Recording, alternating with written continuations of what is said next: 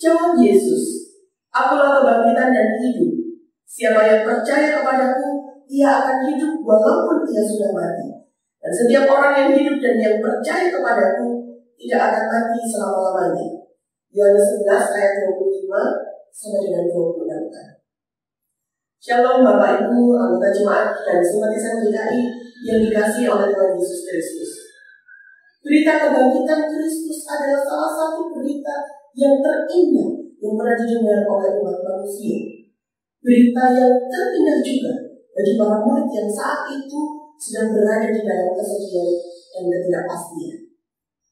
Saudara-saudara, kita bersyukur karena hari ini bersama dengan umat Tuhan di berbagai tempat kita boleh kembali merayakan Hari Raya Paskah di tahun 2025 ini.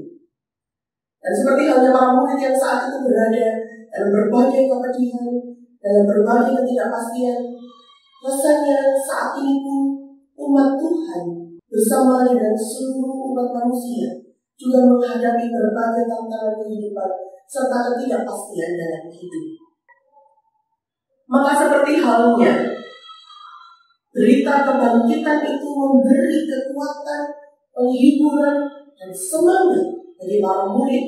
Demikian juga Paskah tahun ini, berita kebangkitannya akan menjadi pengharapan kita, menjadi kekuatan kita untuk terus berkarya. Saudara, tahun 2024 telah kita lewati.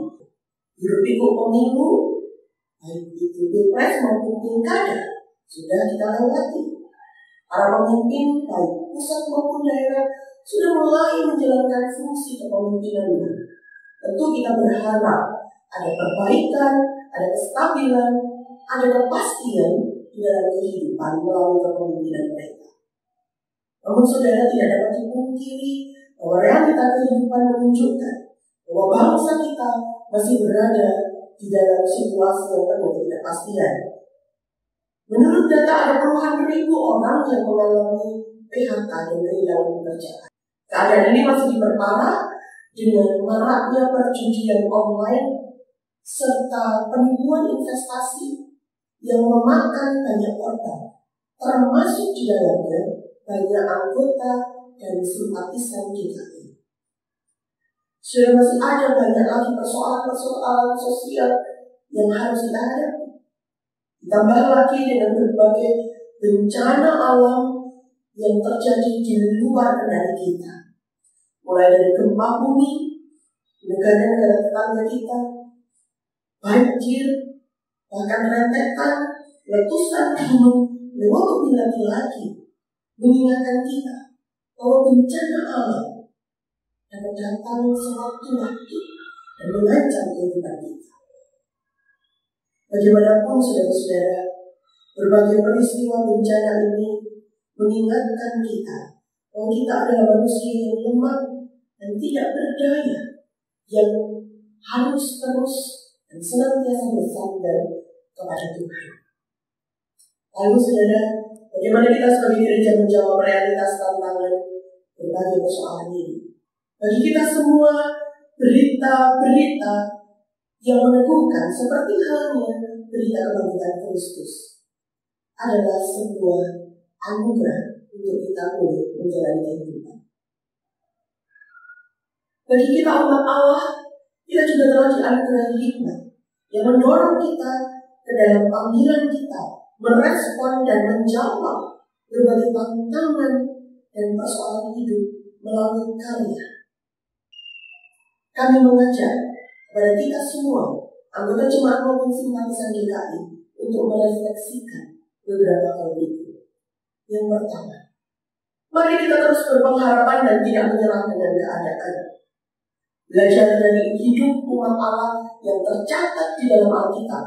Kehidupan umat Tuhan juga tidak dapat lepas dari berbagai pergulatan hidup. Namun, catatan membuktikan kepada kita bahwa pertolongan Tuhan adalah nyata dan kesetiaan Tuhan tidak akan pernah lekang. Karenanya mari terus hidup di dalam pengharapan dan di dalam kesetiaan. Yang kedua, mari semakin mempererat persekutuan orang percaya. Tuhan menganugerahkan kepada kita komunitas-komunitas yang dapat mendukung, dan keluarga, gereja, maupun masyarakat yang ada di sekitar kita. Seperti halnya para murid yang bertekun di dalam kehidupan doa, sambil terus saling menolong satu dengan yang lainnya. Demikian pun kita juga dipanggil untuk terus saling menopang dan saling menolong. Yang ketiga, mari kita mengerjakan pekerjaan-pekerjaan Allah sebagai solusi bagi perjuangan dan pergulatan hidup dunia. Gereja Tuhan, saudara, dan kita sebagai pribadi-pribadi maupun juga sebagai institusi adalah kepanjangan karya tangan Tuhan. Oleh karenanya, kita juga dipanggil untuk terus berkarya. Berkarya melalui berbagai inovasi di tengah berbagai situasi, baik situasi yang baik maupun situasi yang kurang menguntungkan.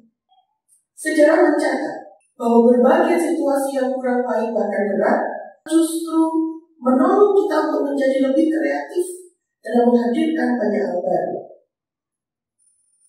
Maka, melalui pesan pastoral ini, atas nama Badan Pekerja Majelis Sinode GKI, kami mengucapkan Selamat Paskah 2025 kepada seluruh anggota jemaat maupun simpatisan GKI.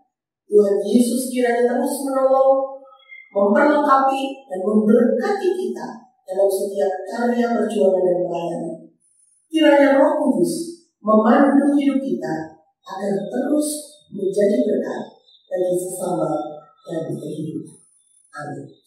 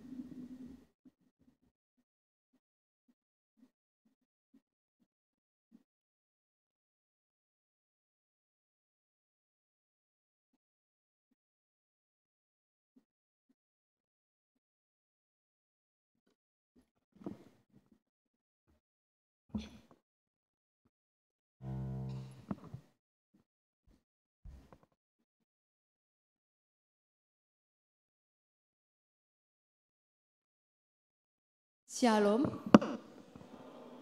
Selamat pagi Bapak Ibu dan saudara-saudari yang terkasih di dalam Tuhan kita Yesus Kristus. Atas nama Majelis Jemaat kami mengucapkan selamat datang dan selamat berbakti kepada Tuhan. Apabila di antara Bapak Ibu ataupun saudara-saudari ada yang baru pertama kali berbakti di GKI Blora ini, kami mohon untuk berdiri sejenak agar jemaat bisa mengenalnya.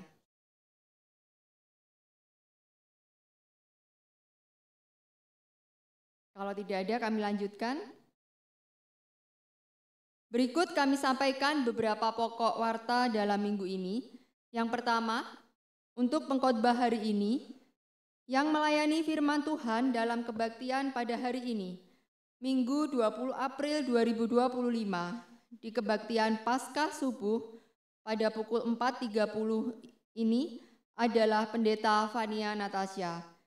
Sedangkan kebaktian penyegaran iman sore nanti pada pukul 5 akan dilayani oleh Bapak Hendra Aweng, dosen STT Saat Malang. Dimohon jemaat mendukungnya di dalam doa. Yang kedua, sakramen perjamuan kudus. Pada hari ini, Minggu 20 April 2025, dalam kebaktian Paskah Subuh pada pukul 4.30 ini, di Gedung GKI Blora akan dilaksanakan pelayanan sakramen perjamuan kudus. Dimohon jemaat dapat mempersiapkan diri. 3. Kebaktian penyegaran iman akan dilaksanakan pada sore nanti, hari ini Minggu 20 April pada pukul 5 sore sampai dengan selesai, yang bertempat di Gedung GKI Blora dan akan dilayani oleh Bapak Hendra Aweng, dosen STT Saat Malang. Dimohon kehadiran Bapak Ibu dan saudara-saudari dalam rangkaian Paskah ini, serta jemaat mendukungnya di dalam doa. Yang keempat, kantong aksi Paskah. Pada hari ini, Minggu 20 April 2025, akan dikumpulkan kantong aksi Paskah, yakni kantong yang berwarna putih ataupun ungu yang sudah dibagikan beberapa waktu yang lalu, dan dimohon jemaat untuk dapat mempersiapkan diri.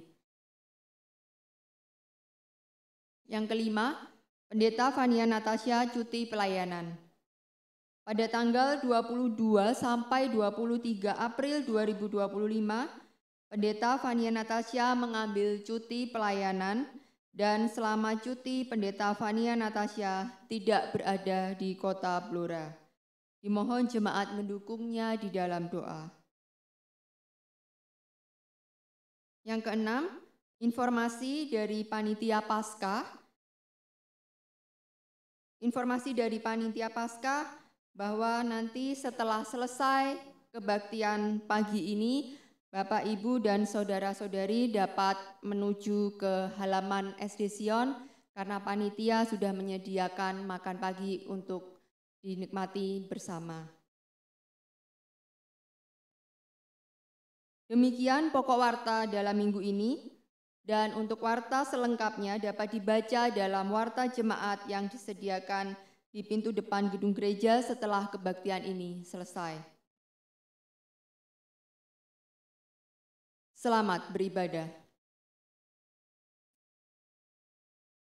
Bapak, Ibu, dan saudara-saudari terkasih, marilah kita lanjutkan ibadah kita dengan memasuki saat teduh.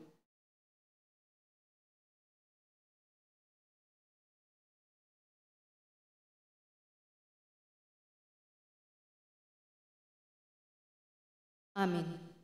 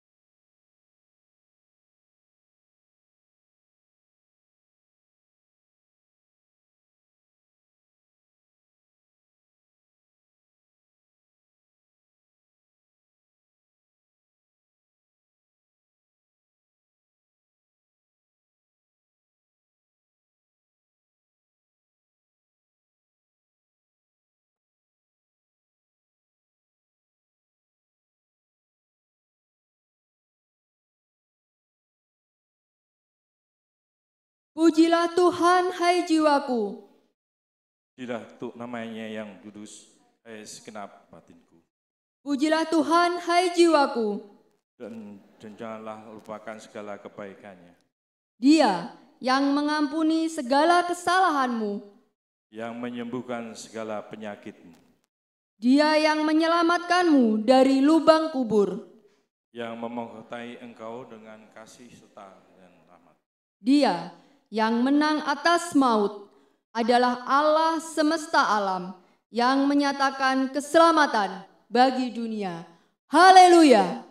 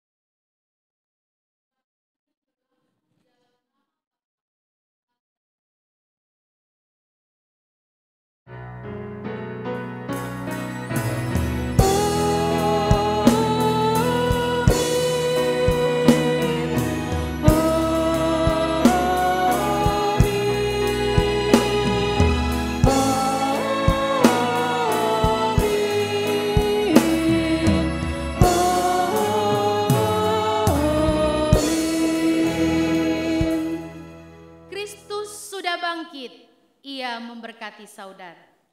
Benar, ia bangkit, ia memberkati saudara juga.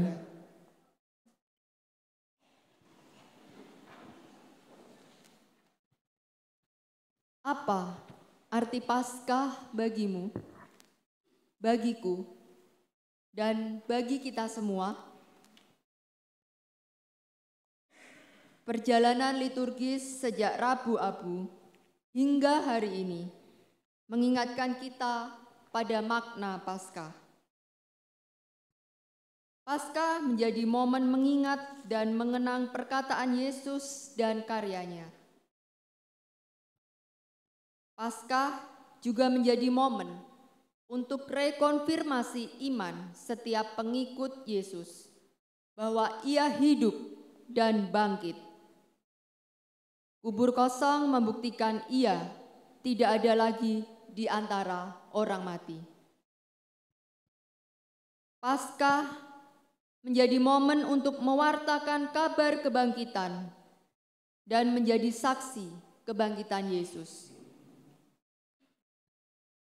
Pada Minggu Paskah ini, marilah kita datang kepadanya dalam doa, memohon pengampunan dan rahmat-Nya, supaya dimampukan mengingat, percaya, dan menjadi saksi kebangkitannya. Mari bersama kita berdoa.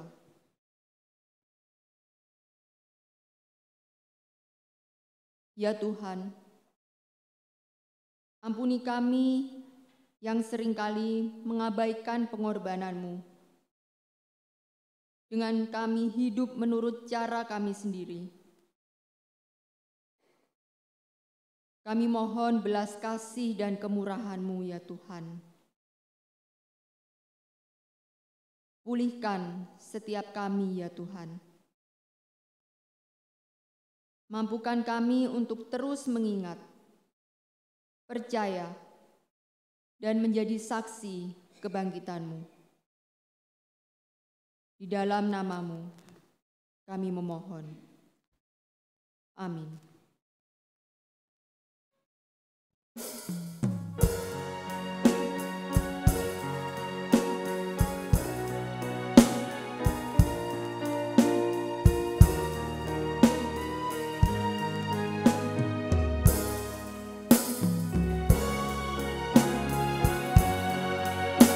Junjungan yang kupilih, Yesus ku penebus, yang bangkit dari mati.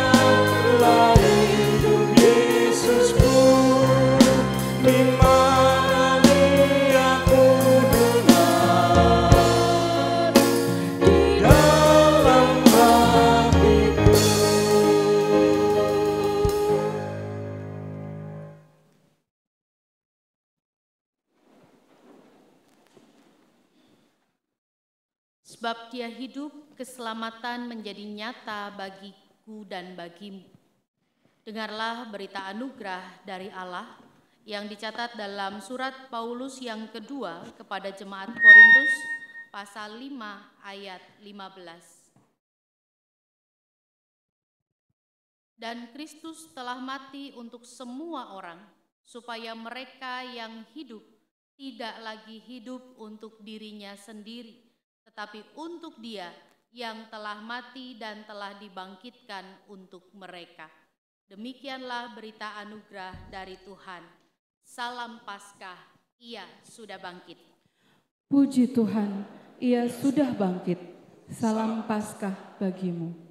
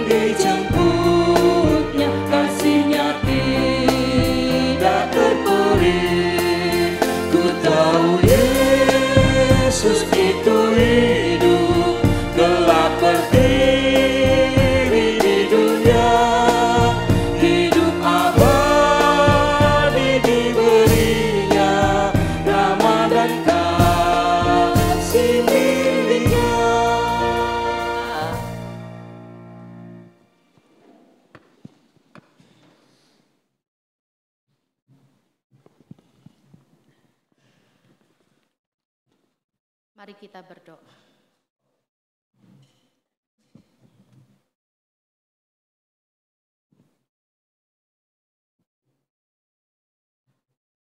Bapa, kami sungguh bersukacita karena Engkau memanggil kami dalam sukacita kebangkitan-Mu.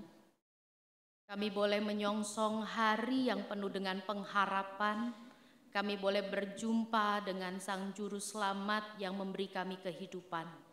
Maka biarlah pada saat ini, ketika momen-momen Prapaskah boleh berlalu, kami terus mengingat, kami terus menjadi percaya, dan kami merespon panggilannya untuk bersaksi akan kemenangannya, seturut dengan kebenaran firman-Mu. Maka biarlah kami menjadi orang-orang yang menikmati anugerah Tuhan dan mengerjakannya. Berkatilah kami, hamba-hamba-Mu, sepanjang pemberitaan firman Tuhan ini. Di dalam Tuhan Yesus Kristus, firman yang hidup, kami berdoa. Amin. Umat Tuhan yang terkasih, bacaan pertama dari Yesaya pasal 65 ayat 17 sampai 25. Yesaya 65 ayat 17 sampai 25 yang demikian bunyinya. Langit dan bumi yang baru. Sesungguhnya Aku menciptakan langit yang baru dan bumi yang baru. Hal-hal yang dahulu tidak akan diingat lagi dan tidak akan timbul lagi dalam hati. Namun bergirang dan bersorak-soraklah untuk selama-lamanya atas apa yang kuciptakan, sebab sesungguhnya Aku menciptakan Yerusalem penuh sorak-sorai dan penduduknya penuh kegembiraan. Aku akan bersorak-sorak karena Yerusalem dan bergirang karena umatku. Di dalamnya tidak akan kedengaran lagi suara tangisan ataupun suara erangan. Di situ tidak akan ada lagi bayi yang hanya hidup beberapa hari, atau orang tua yang tidak mencapai umur suntuk, sebab siapa yang mati pada umur 100 tahun masih akan dianggap muda, dan siapa yang tidak mencapai umur 100 tahun akan dianggap kena kutuk. Mereka akan mendirikan rumah-rumah dan mendiaminya pula. Mereka akan menanami kebun-kebun anggur dan memakan buahnya. Mereka tidak akan mendirikan sesuatu supaya orang lain mendiaminya, dan mereka tidak akan menanam sesuatu supaya orang lain memakan buahnya. Sebab umur umatku akan sepanjang umur pohon, dan orang-orang pilihanku akan menikmati pekerjaan tangan mereka. Mereka tidak akan sia-sia bersusah payah atau melahirkan anak yang akan mati mendadak, sebab mereka itu keturunan orang-orang yang diberkati Tuhan, dan anak cucu mereka beserta mereka. Sebelum mereka berseru, Aku sudah menjawab. Ketika mereka berbicara, Aku sudah mendengarkan. Serigala dan anak domba akan makan rumput bersama-sama. Singa akan makan jerami seperti lembu, dan ular akan hidup dari debu. Tidak ada yang berbuat jahat atau berlaku busuk di seluruh gunungku yang kudus. Firman Tuhan. Demikianlah sabda Tuhan. Syukur kepada Allah.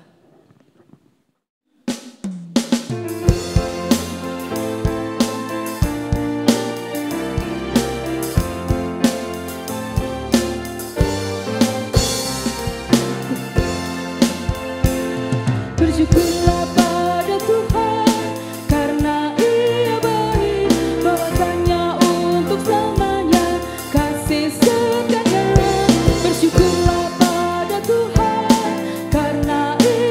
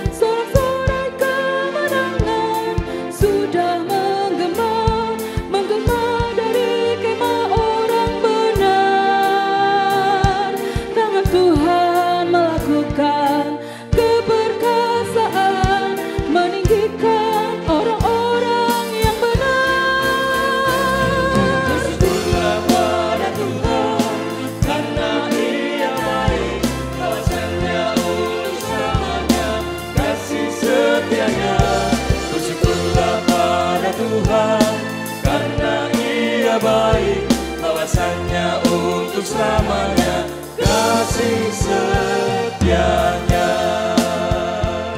Aku tidak akan mati, tapi hidup, dan ku akan menceritakan karya-karyamu. Tuhan telah menghajar aku dengan keras, tapi Ia tak serahkan ku pada maut. Bukakan ku pintu gerbang kebenaran-Mu, aku ingin masuk untuk bersyukur. Bersyukurlah pada Tuhan, karena Ia baik, bahwasannya untuk selamanya kasih setianya. Bersyukurlah pada Tuhan, karena Ia baik, bahwasannya untuk selamanya kasih setianya. Ini pintu gerbang Tuhan, puji Tuhan, orang benar akan masuk ke dalamnya. Aku bersyukur padamu, Kau menjawabku dan telah menjadi keselamatanku. Batu yang sudah dibuang tukang bangunan, kini sudah jadi batu penjuru. Bersyukurlah pada Tuhan, karena Ia baik, bahwasannya untuk selamanya kasih setianya. Bersyukurlah pada Tuhan, karena Ia baik, bahwasannya untuk selamanya kasih setianya. Hal ini telah terjadi dari Tuhan, suatu perbuatan ajaib di mata kita. Ini hari yang dijadikan Tuhan, bersoraklah dan bersuka karenanya. Bersyukurlah pada Tuhan, karena Ia baik, bahwasannya untuk selamanya kasih setianya. Bersyukurlah pada Tuhan, karena Ia baik, bahwasannya untuk selamanya kasih setianya.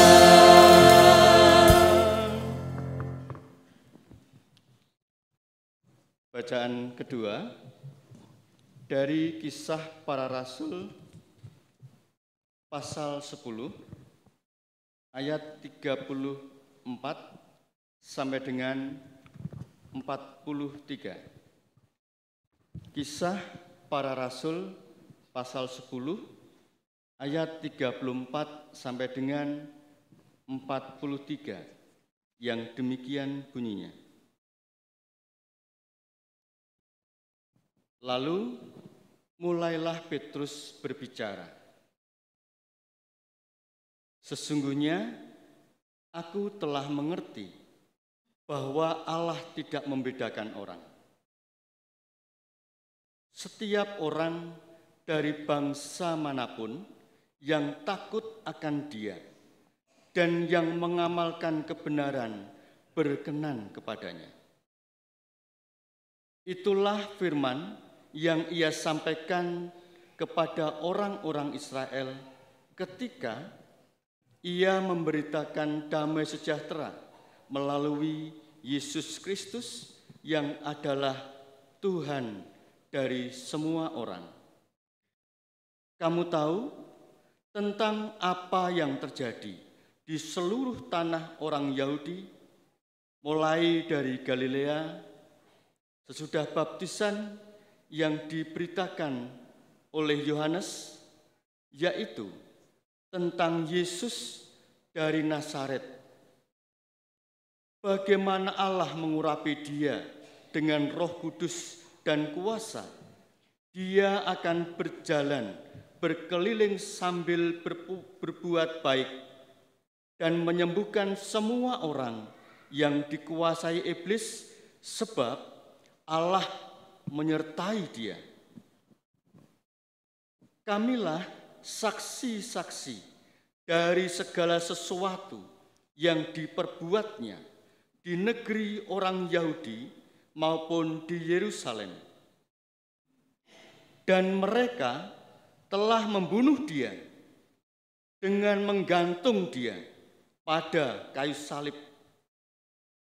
Allah telah membangkitkan dia pada hari yang ketiga dan memperkenankan dia menampakkan diri bukan kepada seluruh bangsa itu, tetapi kepada saksi-saksi yang sebelumnya telah ditunjuk oleh Allah, yaitu kepada kami yang telah makan dan minum bersama-sama dengan dia setelah ia bangkit dari antara orang mati. Ia telah menugaskan kami memberitakan kepada seluruh bangsa itu untuk bersaksi bahwa dialah yang ditentukan Allah menjadi hakim atas orang-orang hidup dan orang-orang mati.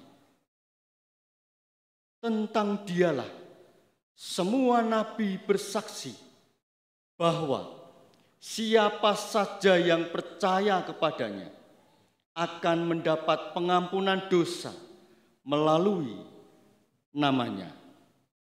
Demikianlah sabda Tuhan. Syukur kepada Allah.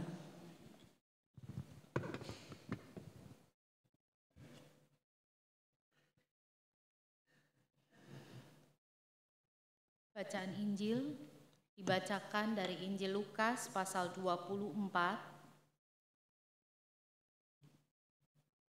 ayat 1 sampai dengan 12.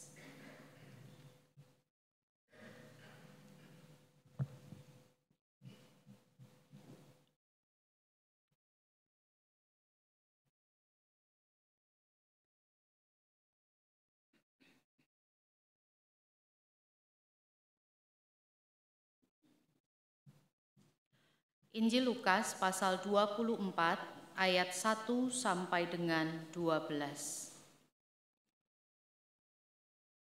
Pagi-pagi benar pada hari pertama minggu itu, mereka pergi ke kubur membawa rempah-rempah yang telah mereka sediakan. Mereka mendapati batu sudah terguling dari kubur itu.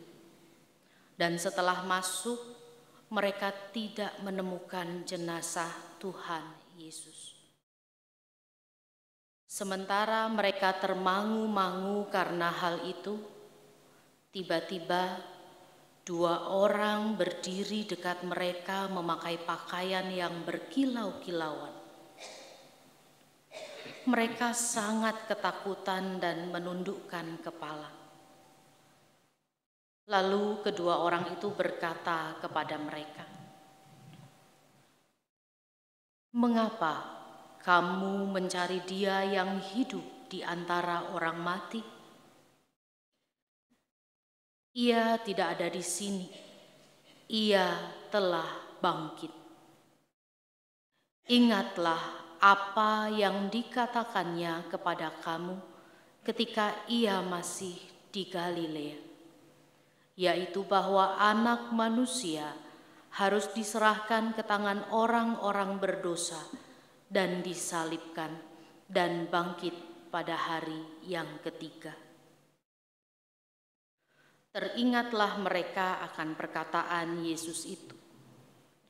Setelah mereka kembali dari kubur, mereka menceritakan semuanya itu kepada ke-11 rasul dan kepada semua saudara yang lain.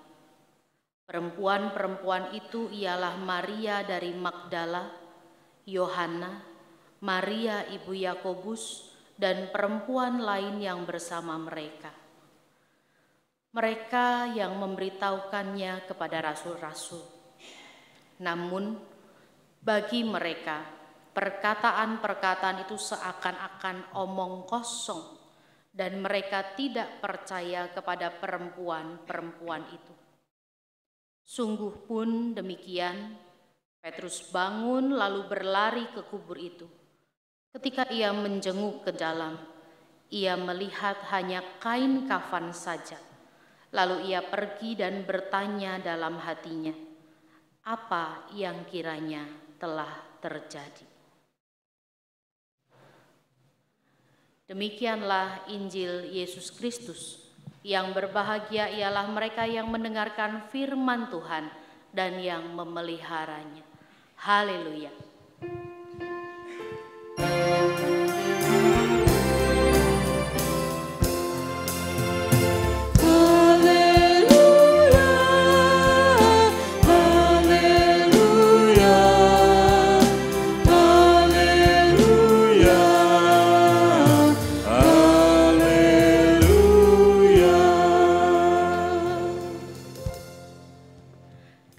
Bangkit, haleluya. Belum bangun semuanya. Haleluya. Puji nama Tuhan. Ya, Bapak Ibu Saudara-saudari, hari ini kita merayakan Paskah. Selamat Paskah sekali lagi buat semuanya. Semoga di hari kebangkitan ini kita sama-sama kembali mengalami kehidupan dan pengharapan yang baru di dalam Tuhan kita Yesus Kristus yang sudah berkemenangan. Ngomong-ngomong soal Paskah, apa yang Bapak Ibu Saudara-saudari bahkan mungkin anak-anak apabila ada yang hadir, apa yang saudara semua ingat tentang Paskah? Kita sebut sama-sama ya, semoga jawaban teratas saya betul. 1, 2, 3. Oh ya betul, cocok. Kalau kita ngomong Paskah, pasti yang diingat telur gitu ya. Baru habis telur, apa? Apa makan? Ya, baru habis telur biasanya baru ingat, oh Paskah itu bukan telurnya, tapi Yesus bangkitnya gitu ya. Ya, ini di sini saya tidak membuat survei, hanya mengira-ngira dan saya juga menulis apa yang kira-kira orang banyak akan kira tentang Paskah. Pasti akan ngomong soal telur. Kemudian beberapa mulai masuk pada Yesus yang bangkit, ya. Kemudian masuk lagi kepada haleluya, karena kita sudah berhosiana, sekarang berhaleluya, gitu kan. Sampai nanti 8 Juni Pentakosta, jadi minggu Paskahnya itu panjang sekali. Kemudian perjamuan kudus, sukacita, ya. Atau mungkin ada yang mulai mengingat soal bangun subuh. Dan 2 terakhir di sana saya tulis soal putih, terbuktikan. Coba dilihat kanan kirinya, depan belakangnya, banyak sekali yang pakai putih gitu ya. Dan yang terakhir, cari orang yang bangunin. Itu survei saya. Survei untuk diri saya sendiri gitu ya. Cari orang buat bangunin karena mungkin tugas di hari ini atau pelayanan di hari ini. Ya, saudara, banyak orang zaman sekarang menganggap kebangkitan Yesus itu hanya simbol.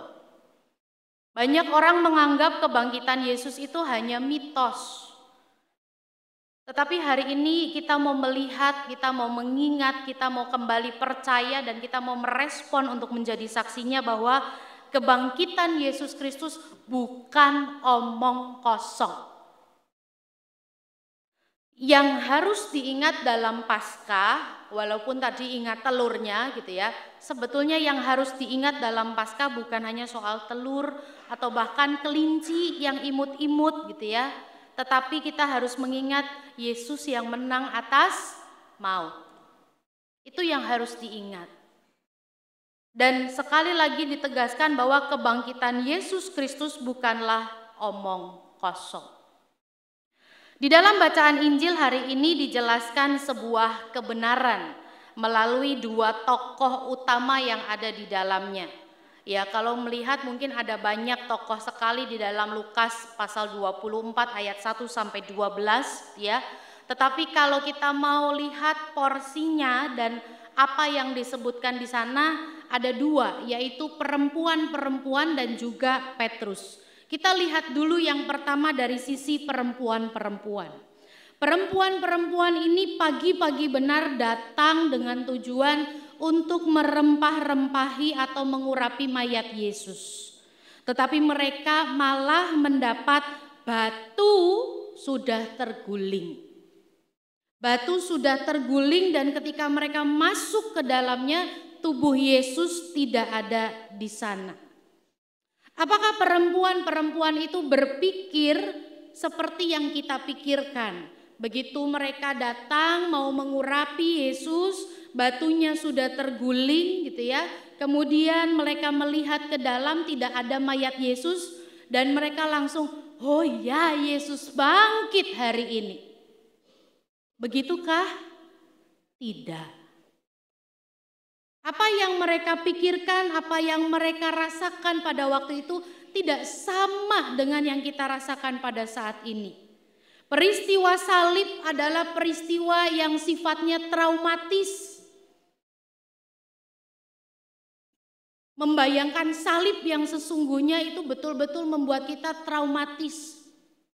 Bapak Ibu, ada beberapa orang yang setelah nonton film Passion of the Christ itu betul-betul jadi punya ketakutan dengan suara-suara yang keras. Gak usah Passion of the Christ, ketika kami latihan untuk visualisasi penyalipan Yesus pada Jumat Agung, bunyi cambuk yang cetar itu membuat anak-anak kecil yang hadir pada waktu latihan nangis. Sebegitu trauma, bukan cuma nangis, dadanya duk duk duk duk duk duk duk duk duk.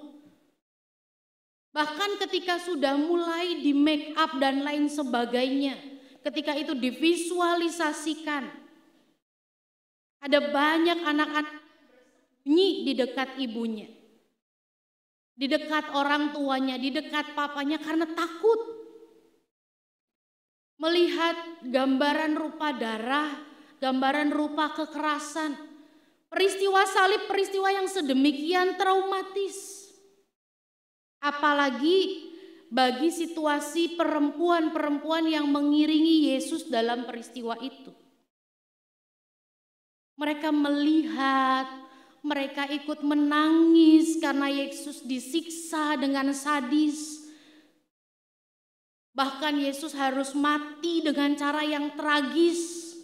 Ada salah satu film yang saya lihat, ketika gempa mulai terjadi, prajurit harus terpaksa untuk memastikan bahwa Yesus itu benar mati di kayu salib. Sempat ada dialog yang bilang, patahkan kakinya sebagaimana penjahat-penjahat yang lain. Tujuannya apa? Supaya nggak kabur. Entah dengan apa. Tetapi Yesus ditembak lagi. Tercurahlah darah Tuhanku. Untuk memastikan dia betul-betul mati di kayu salib. Peristiwa itu peristiwa yang mengandung unsur traumatis. Makanya ketika perempuan-perempuan ini datang di kubur Yesus dengan tujuan merawat jenazah Yesus.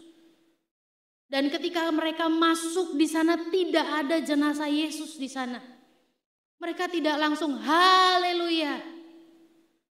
Lukas mencatat perempuan-perempuan itu masih dalam kondisi termangu-mangu. Apa sih termangu-mangu? Terdiam karena sedih. Terdiam karena kecewa. Bingung, terkejut. Itu kondisi mereka. Mereka sudah punya niat mau merawat jenazah Yesus. Tetapi ketika lihat tidak ada. Sedih iya, kecewa iya, bahkan mungkin mereka negatif thinking bisa jadi. Ini Yesus sudah menderita, didera, mau diapain lagi mayatnya, kok orang tega banget sama Tuhanku. Tetapi saudara, kalau kita melihat di saat mereka mulai berpikir yang macam-macam, di saat mereka termangu-mangu mungkin pikiran mereka sudah kemana-mana. Kita bisa lihat ada dua orang dengan pakaian berkilauan yang diutus kepada mereka untuk menjelaskan bahwa Yesus hidup. Saya senang membaca bagian ini. Karena seringkali gitu ya, kita sebagai manusia dalam satu peristiwa itu gampang banget pikirannya mikir kemana-mana, mencelat sana, mencelat sini. Gampang banget untuk langsung overthinking. Kadang kita mikirin yang bukan bagian kita.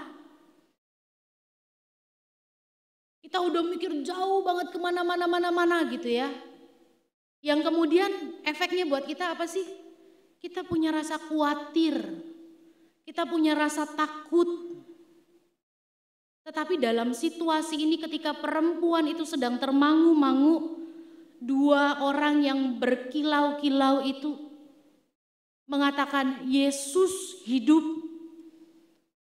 Kenapa saya senang membaca bagian ini? Kenapa saya merasa bersuka cita membaca bagian ini? Karena saya diingatkan betapa luar biasanya pertolongan Tuhan yang selalu tepat pada waktunya.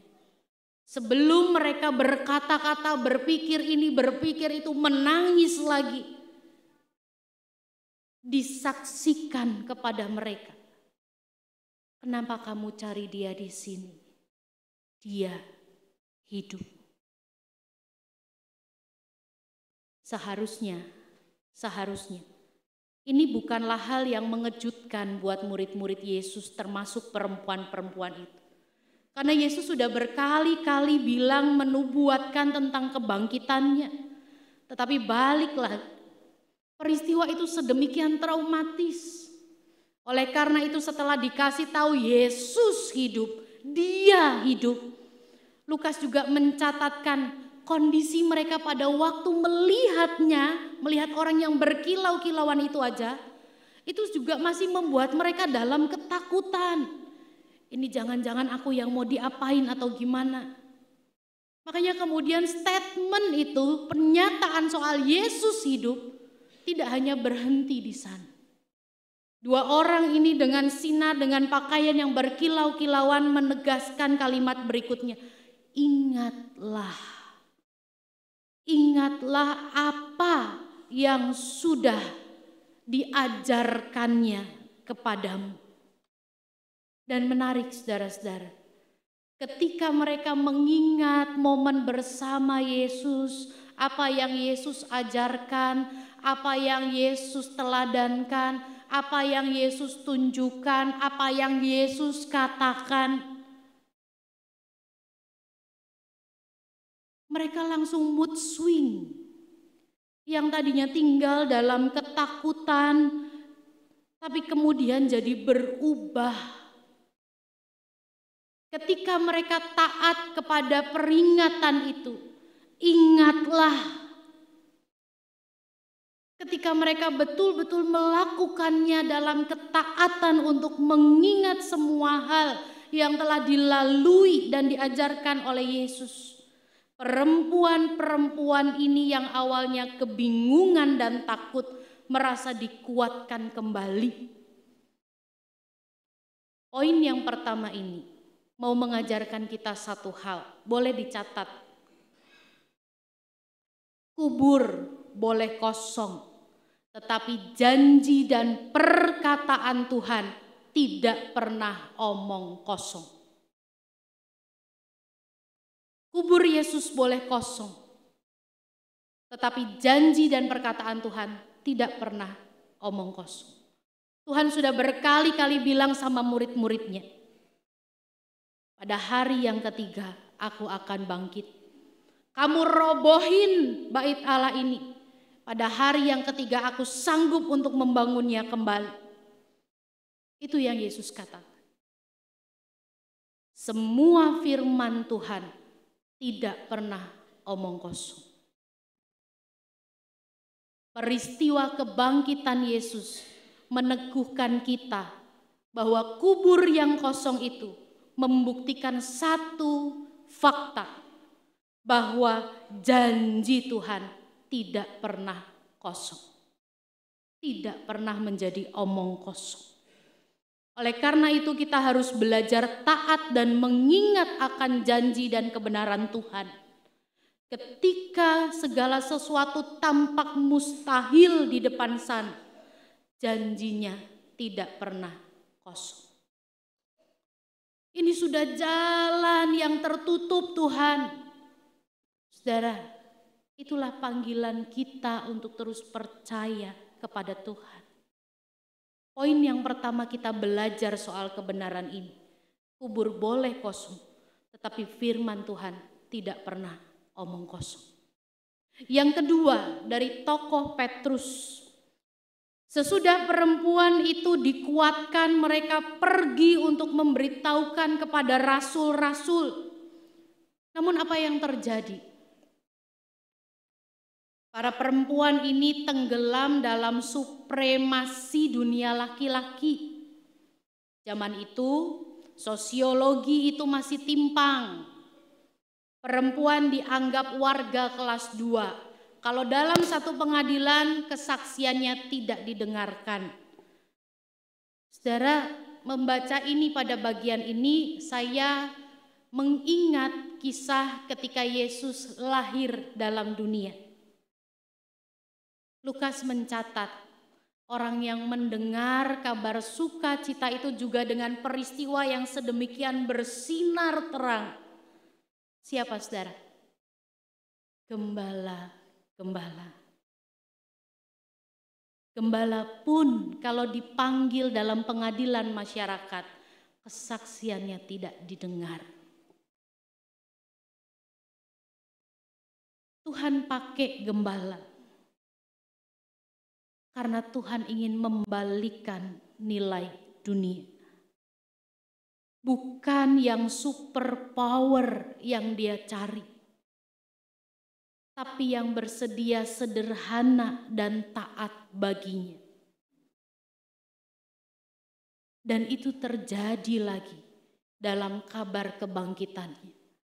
Perempuan-perempuan ini dipakai oleh Tuhan. Seolah-olah Tuhan mau bilang, aku gak peduli dunia mau menilai kamu gimana. Tetapi aku menilai kamu dan menganggap kamu layak dan berharga. Betapa kasihnya Tuhan.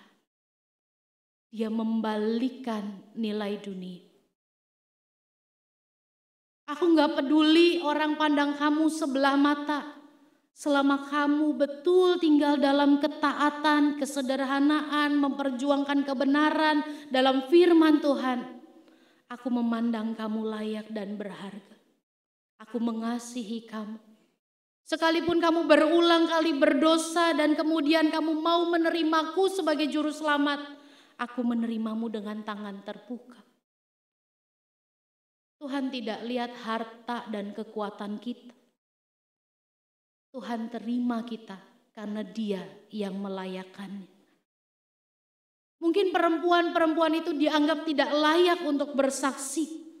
Maka reaksi para rasul ketika mereka mendengar situasi itu, mereka menganggap bahwa apa yang dipersaksikan oleh perempuan-perempuan ini omong kosong. Ada tafsiran yang menganggap apa yang disampaikan oleh perempuan-perempuan ini dianggap lelucon. Dianggap halusinasi. Tidak, itu sebuah kebenaran. Para rasul mungkin boleh begitu. Tetapi apa yang terjadi dengan Petrus dalam situasi ini? Ketika rasul-rasul masih bernegosiasi, itu paling gara-gara mereka terlalu sedih, gara-gara mereka terlalu termangu-mangu, kecewa. Tidak, saudara-saudara. Apa yang dilakukan oleh Petrus? Petrus lari untuk melihat kubur yang kosong itu. Dan apa yang dia dapati di sana? Dia hanya melihat kain kafan saja. Lalu dia bertanya dalam hatinya, apa yang sekiranya telah terjadi? Saudara, kisah Petrus yang berlari ini, itu mengingatkan saya pada kisah di mana ketika Petrus berjalan di atas air. Masih ingat kisah itu, saudara-saudara? Ketika Petrus berjalan di atas air, ia menghadirkan iman yang sejati. Iman yang sejati membutuhkan lompatan yang berani. Para murid yang pada waktu itu sedang terombang-ambing di tengah badai dengan rasa takut yang mencengkeram hati. Dari jauh muncul satu sosok, satu tubuh yang berjalan di atas Air yang terus-menerus bergejolak itu, mereka ketakutan dan mereka bukan melihat itu sosok Tuhan yang dikenali, tetapi mereka mengira itu hantu. Namun Yesus meyakinkan mereka, tenanglah, aku ini, jangan takut. Petrus meminta tanda nyata kepada Tuhan. Tuhan, apabila Engkau itu, suruhlah aku datang kepadamu berjalan di atas air. Petrus minta kepada Yesus dan Yesus berkata, datanglah. Petrus pun melangkah. Dia nggak pakai konsultasi sama teman-temannya di perahu kan. Piye iki, aku lompat apa ora?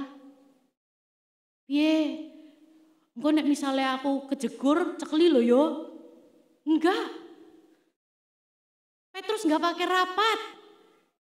Di tengah kondisi yang begitu, ketika Tuhan bilang datanglah, maka Petrus pun langsung melompat ke air dan ia berjalan tanpa menunda. Ia melangkah keluar perahu, ia menuju air yang bergejolak dengan mata yang tertuju kepada Yesus.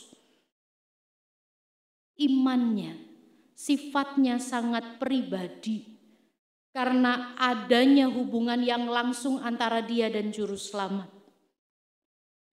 Kita tahu Petrus sempat takut dalam cerita itu, bukan? Ketika air mulai menyiprat-nyiprat dia, ketika ia mulai merasakan untuk tenggelam, ketika mulai merasakan angin dan ombak, meski demikian, dia tidak memanggil, Yohanes, tolong, aku mau tenggelam. Tidak. Ketika dia mulai ngerasain, waduh ini anginnya udah mulai gede nih, aduh airnya udah mulai begini nih, waduh. Yakobus, tolongin ini. Tidak. Siapa yang dia cari? Tuhan, tolonglah aku. Atau mungkin Tuhan, tolong aku Tuhan. Itu yang dia lakukan.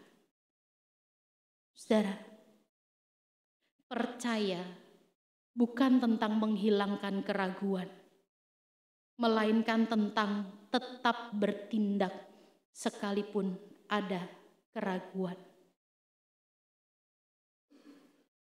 Sekalipun Petrus meragukan kesaksian perempuan-perempuan itu,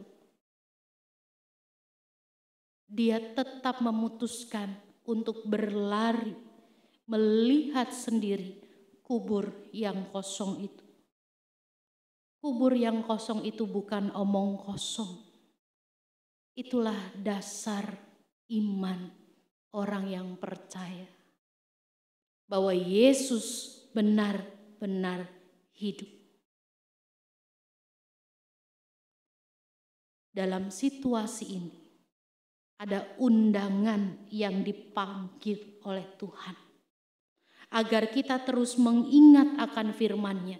Kita diminta untuk percaya pada janjinya. Kita diminta untuk mengerjakan panggilannya.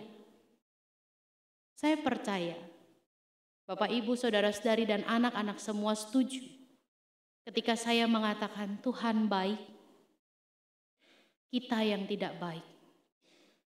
Saya percaya ketika kita mengingat momen Jumat Agung, kematian Dia memastikan kita baik-baik saja, ya dan amin. Bahkan mungkin kita berkata Dia terlalu baik. Bisakah kita menjadi yang terbaik baginya? Ia sudah menjadi yang terbaik untuk kita. Marilah kita merespon anugerah terbaik ini di dalam hidup. Memasuki saat teduh nanti. Silakan saudara-saudara menjawab ini. Apakah saudara percaya bahwa Yesus benar-benar bangkit? Jika ya, jangan simpan berita itu sendiri. Pergi dan menjadi saksi baginya. Kabarkan pada dunia, Yesus Tuhanku hidup. Itulah berita pengutusan kita dalam Paskah ini. Yesus hidup. Mari kita memasuki saat teduh.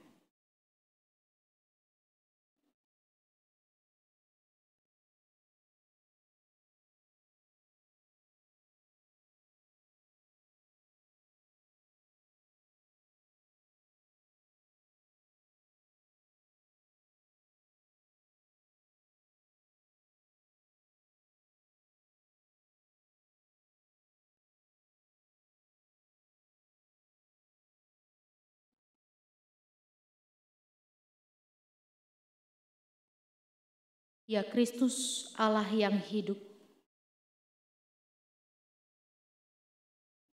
saat ini kami kembali mengingat setiap perjalanan kami bersama dengan Engkau. Ada ruang keraguan-raguan di sana. Namun kami mau menjadi manusia-manusia baru yang diubahkan,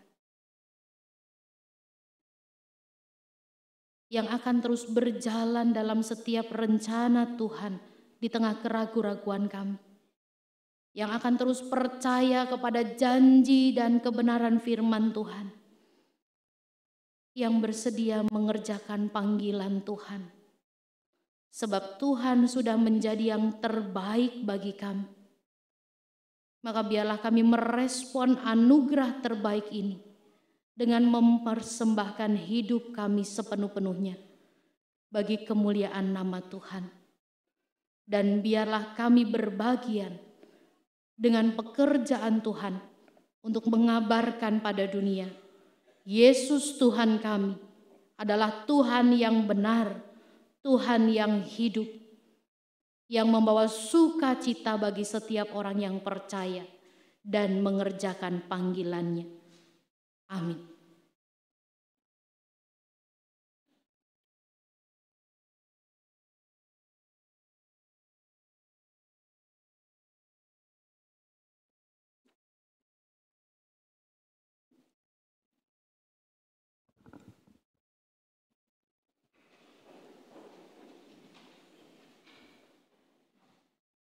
Marilah kita bersama dengan umat Allah di masa lalu, masa kini dan masa depan, mengingat penyelamatan oleh Tuhan kita Yesus Kristus.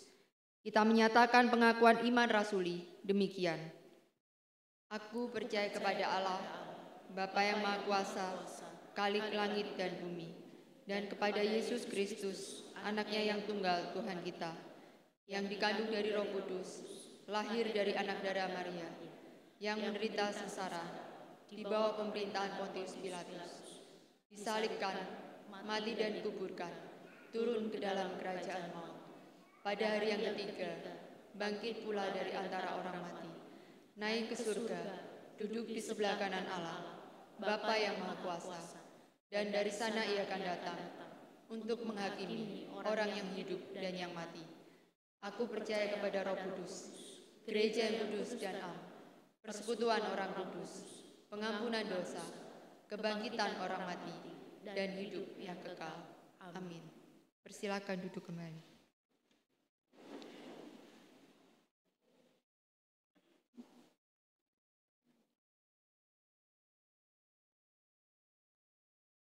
Saudara-saudara yang dikasihi oleh Tuhan Yesus Kristus, sebelum kita bersama-sama dalam doa syafaat, izinkan saya mengajak kita untuk boleh menyapa orang di kanan kiri. Katakan kepadanya bahwa Yesus hidup, Dia hidup untukmu. Setelah itu, belum sabar. Setelah itu tanya, mau didoakan apa saat ini? Ya, Yesus hidup bagimu.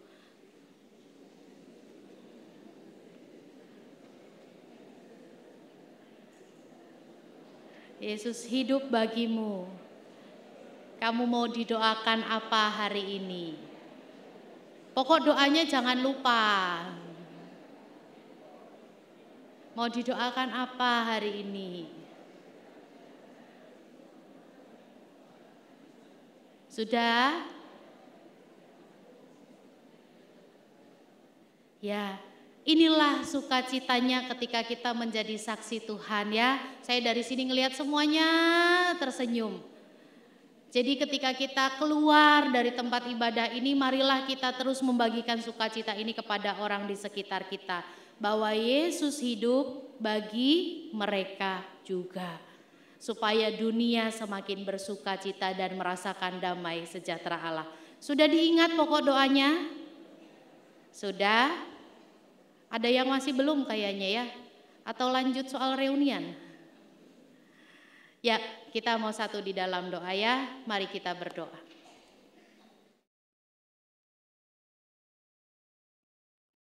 Saya mengundang setiap pribadi yang sudah boleh mendengar pokok doa dari setiap orang di kanan atau di kirinya, di depan atau di belakangnya, untuk boleh berdoa terlebih dahulu.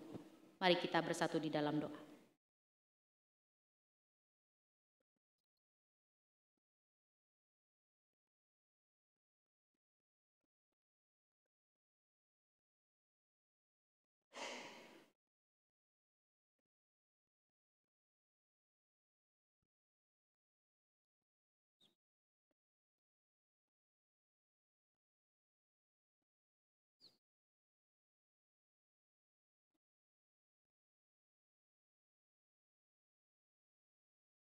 Tuhan, dengarlah doa kami untuk sesama kami dan untuk dunia yang kami tinggali. Dan biarlah kami terus mempersaksikan kabar sukacita kebangkitan Tuhan. Kebenaran akan kebangkitan Tuhan, bukan hanya sekedar halusinasi atau simbol atau cerita atau mitos. Bukan sekedar omong kosong. Tapi satu kebenaran yang harus terus kami song-song sampai kapanpun juga. Dan biarlah kami boleh menghidupinya dalam kehidupan kami. Bersama saat ini, kami menundukkan kepala kami berdoa untuk seluruh panitia Paskah Pentakosta yang masih harus mempersiapkan rangkaian acara ke depan. Tuhan tolong hikmat Tuhan dalam mempersiapkan aksi Paskah. Dan yang terdekat untuk sore nanti, kami mau bersama-sama dalam kebaktian penyegaran iman. Tuhan berkati hamba-Mu yang akan melayankan kebenaran firman Tuhan. Ubahkan hati kami ya Tuhan, untuk boleh menjadi manusia baru setelah kami melakukan banyak ritus dalam doa, puasa, dan derma. Kiranya kami boleh terus menjadi pribadi-pribadi yang menyenangkan hati Tuhan. Kami boleh terus menjadi pribadi-pribadi yang membenci dosa. Berkati seluruh pelayan kebaktian penyegaran iman sore nanti. Berkati segala perlengkapan yang akan kami pakai. Berkati kami dengan keamanan dan berkati kami dengan kasih karunia Tuhan untuk boleh mengalami perjumpaan dengan Tuhan. Kami juga mau menyerahkan untuk Paskah anak-anak sekolah minggu jam 9 nanti. Kiranya Tuhan juga memberkati hamba-hamba Tuhan yang akan melayani di sana. Baik itu pelayan firman maupun guru-guru sekolah minggu ataupun orang tua yang akan ikut berbagian dalam kegiatan ini. Tuhan, biarlah hikmat dan kebesaran-Mu boleh hadir dalam kami sehingga kami boleh terus dimampukan mempersembahkan yang terbaik. Dan anak-anak sekolah kami, sekolah minggu kami atau bahkan simpatisan yang hadir, jiwa mereka boleh dimenangkan dalam Kristus. Kami juga mau berdoa ya Tuhan, untuk kesehatan seluruh anak-anak-Mu di pekan suci ini. Kiranya Tuhan terus tolong, yang lemah Tuhan kuatkan, yang berduka Tuhan hiburkan. Dan biarlah segala situasi yang akan terus kami jelang, terus boleh ada dalam kasih dan pertolongan Tuhan. Kami juga mau menyerahkan untuk bersama-sama akan keamanan kota kami, Kota Blora, akan kesejahteraan kota kami, Kota Blora. Dan biarlah Tuhan, melalui kebangkitan, kami pun boleh Engkau pakai untuk menjadi jalan berkat bagi kota kami. Engkau berkati Bapak dan Ibu, Bupati dan Wakil Bupati. Engkau pimpin mereka dalam kebijaksanaan. Engkau pimpin mereka dalam mengambil keputusan untuk menyejahterakan kota kami. Pun demikian untuk negara kami Indonesia dan juga dunia yang sedang tidak baik-baik saja. Kiranya kami boleh menghadirkan pengharapan-pengharapan dan terutama kami boleh memperjumpakan Kristus untuk dunia dan Indonesia. Terima kasih ya Tuhan, karena kami sungguh percaya Allah yang hidup itu juga hidup di dalam kami. Amin.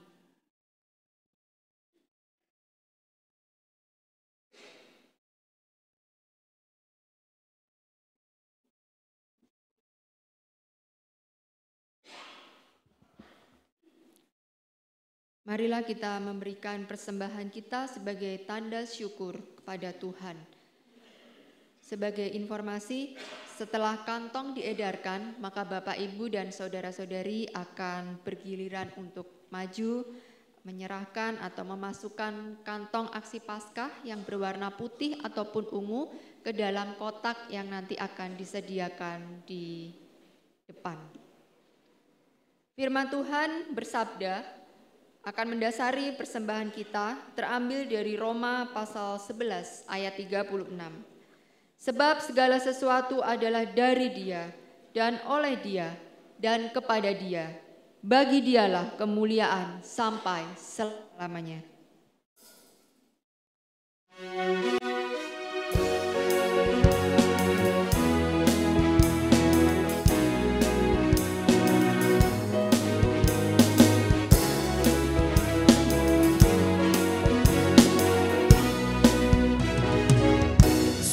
Ku bangga Bapa punya Allah seperti Engkau.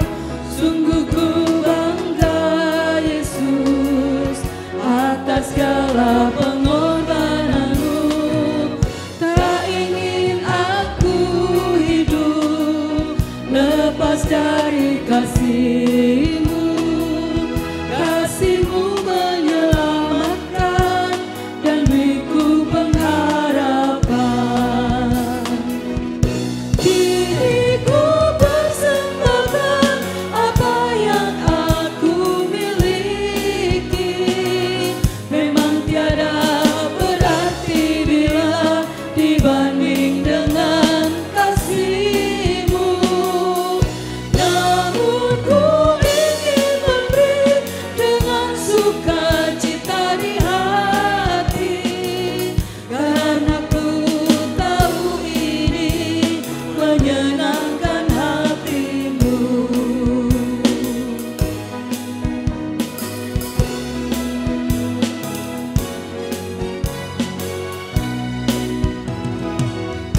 Sungguh ku bangga Bapa punya Allah seperti Engkau. Sungguh ku bangga Yesus atas segala pengorbananmu. Tak ingin aku hidup lepas dari kasih-Mu. Kasih-Mu menyelamatkan dan beriku pengharapan. Ini ku persembahkan apa yang aku miliki. Memang tiada berarti bila dibanding dengan kasih-Mu. Namun ku ingin memberi dengan sukacita di hati, karena ku tahu ini menyenangkan hati-Mu.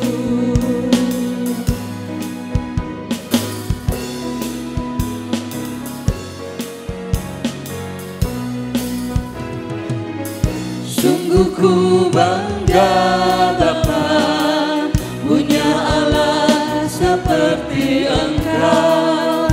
Sungguh ku bangga Yesus atas segala pengorbananmu.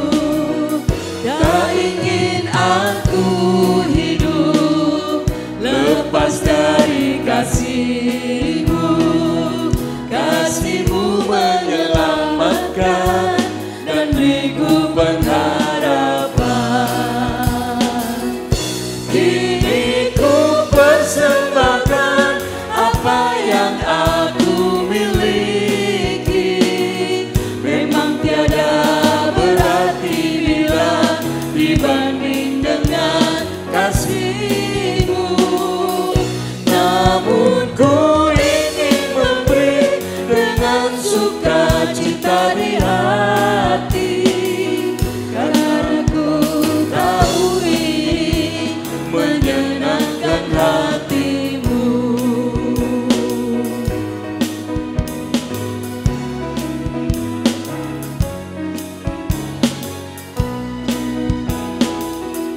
Sungguh ku bangga Bapa, punya Allah seperti Engkau. Sungguh ku bangga Yesus atas segala pengorbanan-Mu. Tak ingin aku hidup lepas dari kasih-Mu. Kasih-Mu menyelamatkan dan beriku pengharapan. Kini ku persembahkan apa yang aku miliki.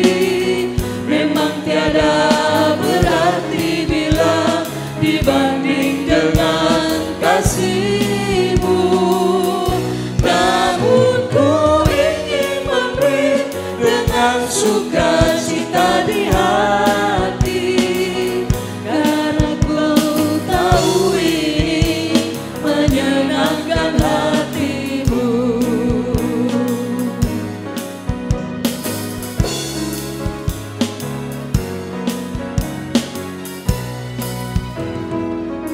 Sungguh ku bangga Bapa, punya Allah seperti Engkau. Sungguh ku bangga Yesus atas segala pengorbanan-Mu.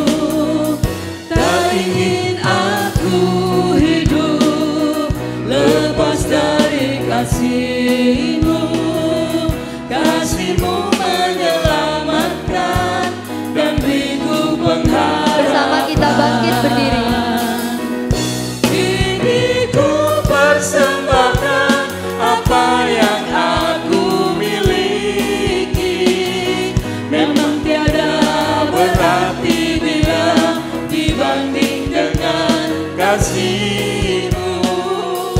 Namun ku ingin memberi dengan sukacita di hati, karena ku tahu ini menyenangkan hati-Mu. Mari kita membawa persembahan kita di dalam doa. Sungguh kami bangga ya Bapa, punya Allah yang seperti Engkau. Engkau berkorban segalanya bagi kami. Dan saat ini kami membawa persembahan ini kepadamu. Sangat tidak sebanding ya Tuhan dengan kasih-Mu yang begitu besar bagi kami. Namun kiranya Engkau berkenan dan tolong kami untuk terus hidup menyenangkan hati Tuhan. Kami menaikkan syukur ini di dalam nama Tuhan kami, Yesus Kristus. Amin. Jangan termangu-mangu dan takut. Jadilah saksi kebangkitan Kristus dengan sukacita. Kami mau hidup dalam semangat kebangkitan. Yesaya 42 ayat 6. Aku ini Tuhan telah memanggil engkau untuk maksud penyelamatan, telah memegang tanganmu. Aku telah membentuk engkau dan memberi engkau menjadi perjanjian bagi umat manusia, menjadi terang untuk bangsa-bangsa. Kami mau membagikan semangat kehidupan bagi dunia.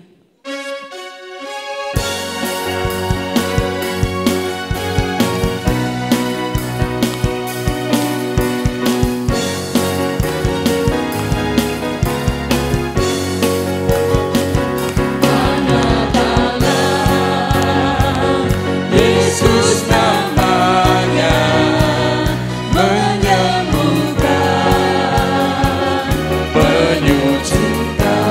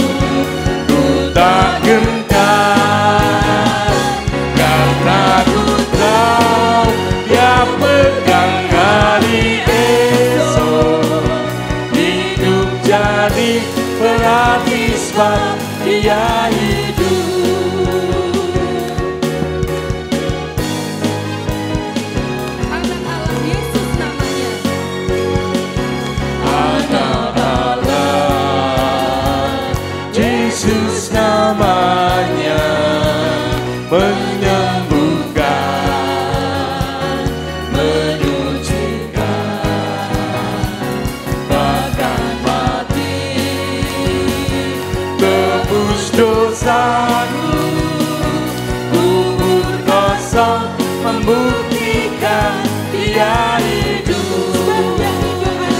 Sebab Dia hidup, ada hari esok. Sebab Dia hidup, ku tak gentar,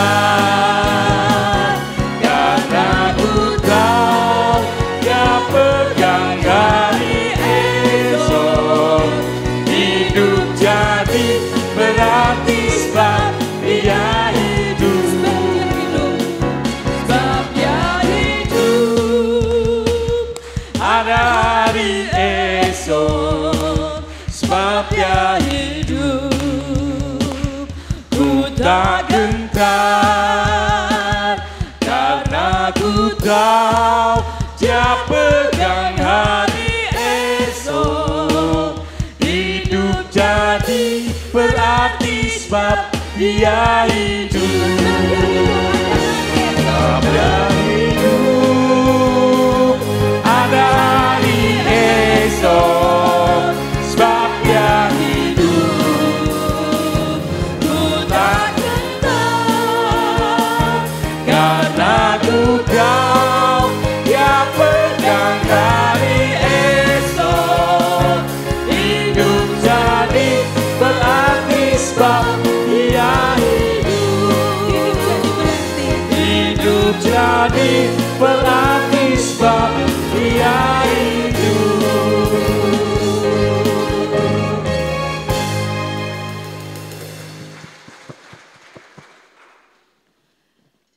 Biarlah sukacita ini terus membawa kita untuk bersaksi di tengah dunia yang merindukan kasih karunia Allah.